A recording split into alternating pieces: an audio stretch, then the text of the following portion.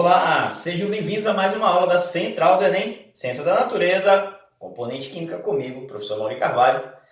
E hoje vamos falar de ligações químicas, nessa aula. Ligações químicas são interações entre átomos que ocorrem devido a uma necessidade chamada de estabilidade eletrônica.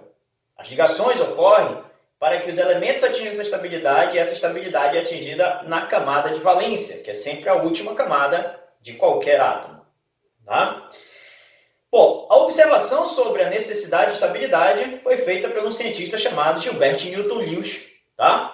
E ele observou que os elementos tendiam a atingir estabilidade muito parecida com a dos gases nobres. Os gases nobres têm 8 elétrons na camada de valência, com exceção do hélio, que só tem um único nível de energia e 2 elétrons. Daí, então, ele formula a teoria, chamada teoria do octeto, que diz que os elementos químicos, então, para atingir estabilidade, precisam de 2 elétrons, caso tenham apenas um nível de energia, ou precisam ter 8 elétrons no último nível de energia, ou na última camada, como preferir, chamado camada de valência, caso tenham mais de uma camada. Tá? Então, essa é a teoria do octeto. Alguns elementos fogem a essa regra, tá? Mas, em geral, ela gerencia como vão ocorrer as ligações. As ligações químicas ocorrem de 3 tipos, tá? São as ligações iônicas, covalentes e ligações metálicas.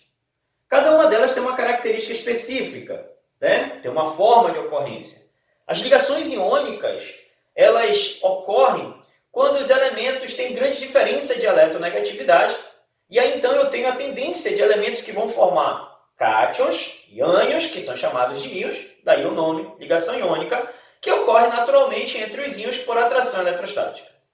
Esse tipo de ligação ocorre especificamente entre metais e ametais, ou, em alguns poucos casos, entre metais e hidrogênio. Tá? Isso porque os metais, em geral, têm tendência a doar elétrons. Tá? Tem de 1 a 3 elétrons na camada de valência, e os ametais, por exemplo, tem de 4 a 7 elétrons na camada de valência, tem uma tendência maior a receber elétrons. Tá? São mais eletronegativos, então. Tranquilo? E aí, então, os dois elementos, quando um doa e o outro recebe elétron, acabam se atraindo eletrostaticamente pela diferença de carga, positiva e negativa. Um detalhe importante é que o número de elétrons doados tem que ser exatamente igual ao número de elétrons recebidos. Isso facilita um pouco a nossa vida, porque faz com que a gente consiga determinar, ou pelo menos prever, o número de ligações que um elemento vai realizar, sabendo quantos elétrons eles têm na última camada dele, no caso, a camada de valência. Então, por exemplo, os metais, por terem 1, 2, no máximo 3 elétrons na camada de valência, para 8 falta muito mais elétrons do que o que ele tem, a tendência é doar elétrons, e eles doam todos os elétrons que eles têm nessa camada de valência. Então, se tem 1 elétron, doa 1, se tem 2 elétrons, doa 2, se tem 3 elétrons, doa os 3 elétrons, e isso já determina o seu NOx, ou a sua carga efetiva. Doa 1 elétron positivo, doa 2 elétrons, 2 positivo, doa 3 elétrons, 3 positivo. Os ametais, por sua vez, possuem aí 5, 6, 7 elétrons, 4 elétrons na camada de valência. E aí basta a gente perguntar quanto falta para concluir o octeto, ou seja, 8 elétrons. E aí a gente vai saber quantos elétrons eles necessitam receber, e recebendo elétrons ficam negativos. Então, por exemplo, se tem 5 elétrons, para 8 faltam 3, vai receber 3 elétrons e concluir estabilidade eletrônica. Tá? E aí vamos colocar aqui um exemplo clássico, de compostos iônicos formados, por exemplo, quando o elemento doa 1 elétron, que é o caso do sódio, que é um metal que tem 11 elétrons no total e a camada de valência tem 1 elétron. Ele vai doar 1 elétron e assim atinge estabilidade, enquanto que ao formar ligação com o cloro tem 7 elétrons na camada de valência, de 17 totais que ele tem, e aí então ele conclui 8 elétrons na camada de valência, fica negativo e atinge estabilidade. Dessa forma, o sódio positivo, 1 positivo, se atrai pelo cloro, 1 negativo, e os dois formam uma substância chamada cloreto de sódio. Tá? Vamos ao caso do alumínio. O alumínio é um metal que tem 3 elétrons na camada de valência, de um total de 13. Então, ele doa esses 3 elétrons, porque assim a sua penúltima camada passa a ser a última, e ficando com 8 elétrons, atingindo a tal estabilidade proposta na teoria do octeto, proposta por Lewis. Por sua vez, o oxigênio, se formar ligação com o alumínio, só vai conseguir receber 2 elétrons, pois tem 6 elétrons na camada de valência, precisa de 2 para atingir 8.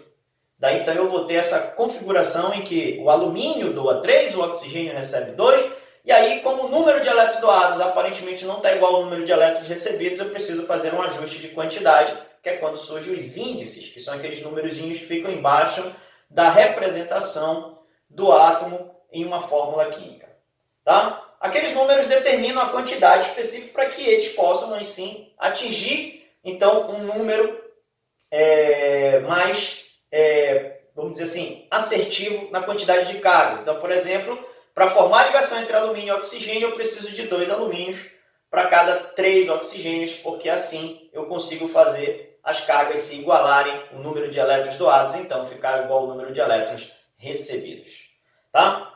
Os compostos iônicos têm umas propriedades muito características, como, por exemplo, formam retículos cristalinos em temperatura ambiente, ou seja, 25 graus Celsius, né, em condição ambiente, 25 graus Celsius e 1 atm, ao nível do mar. Então, essas substâncias iônicas são sólidas. Tá? Em geral, nessa condição sólida, não conduzem eletricidade, mas quando dissolvidas em água, ou seja, em meio aquoso, ou então fundidas, né, ou seja, em palavras mais simples, derretidas, elas conduzem eletricidade. Tá? E nesse caso também a gente deve considerar que eles têm alta temperatura de fusão e elevada, né, ou alta temperatura de ebulição. Tá? Então, características importantes para a gente lembrar para a prova. Tá? Um outro tipo de ligação química ocorre entre átomos que têm a mesma categoria, ou categoria semelhante. Na verdade, vão ser as ligações do tipo covalente, né? E as ligações covalentes, ou ligações moleculares, podem ser assim chamadas, ocorrem entre os átomos do tipo ametal, ou entre ametais e hidrogênio, ou simplesmente entre os próprios, né, átomos de hidrogênio. Onde não ocorre aqui, no caso, mais doação e recepção de elétrons. Então, não tenho formação de carga, mas sim eu tenho aqui um empréstimo simultâneo de elétrons. Eles emprestam elétrons simultaneamente para formar a ligação covalente comum ou normal. Tá? E essa ligação ocorre quando os 2 elétrons compartilham a ligação, que é um par de elétrons, até que atinjam estabilidade eletrônica com 8 elétrons. No caso, para os elementos que, vamos dizer assim, que seguem, né, ou que estão dentro da teoria do octeto, que não são exceção. Na ligação covalente, em geral, ocorre entre os elementos representativos que estão dentro da teoria do octeto. Quando algum elemento já tem estabilidade e outro elemento precisa fazer ligação com ele, átomo, melhor falando, o que vai ocorrer é uma ligação covalente especial chamada de ligação covalente coordenada, tá? Que também era chamada de ligação covalente dativa. Tá? Aí o PAC recomenda a mudança dessa nomenclatura, tá? De dativa para coordenada, né? Por conta de que dativa lembra uma coisa de doar elétrons, e doar elétrons significa formar íons. Tá? Quem vai ficar positivo, quem vai receber vai ficar negativo. Então, não é bem uma doação de elétrons, mas sim uma coordenação. Ou seja, um elemento que já está estável por ligação covalente normal ou comum, ele empresta um par de elétrons para um outro átomo que precisa de um par de elétrons para atingir estabilidade. Um ou mais pares de elétrons para atingir estabilidade. Mas, em geral, um par de elétrons. Tá? E aí temos as substâncias moleculares, que são aquelas formadas por ligações covalentes. Tá? Já as ligações metálicas ocorrem especificamente com elementos do tipo metal. Tá? Mas as ligações metálicas não são necessariamente ligações entre os átomos em si. O que ocorre é uma condição especial em que eu vou ter metais que só gostam de doar elétrons e, por consequência, né, todos acabam ficando positivos e existe uma gama de elétrons no entorno desses metais. Tá? Ou desses cátions metálicos. E aí forma um negócio que a gente chama de nuvem ou então mar de elétrons. Esse mar de elétrons, tá, gente? Ele vai proporcionar a atração entre esses cátions, formando o que a gente chama de ligação metálica, tá? Conforme descrito aqui ao lado. Isso dá aos metais várias propriedades, como, por exemplo, maleabilidade, ductibilidade, condutibilidade, tá? Ou seja, maleabilidade, eles podem ser moldados, condutibilidade, eles podem conduzir corrente elétrica e calor com facilidade, né? Ductibilidade pode ser transformada em fios, tá? Então são propriedade dos metais, tá? Em geral os metais são sólidos, tá? Mesmo quando formam ligas, mesmo que seja com o mercúrio, acaba formando ligas metálicas sólidas. Beleza, gente? Esse aqui era o recado. Muito obrigado pela atenção e até o nosso próximo encontro.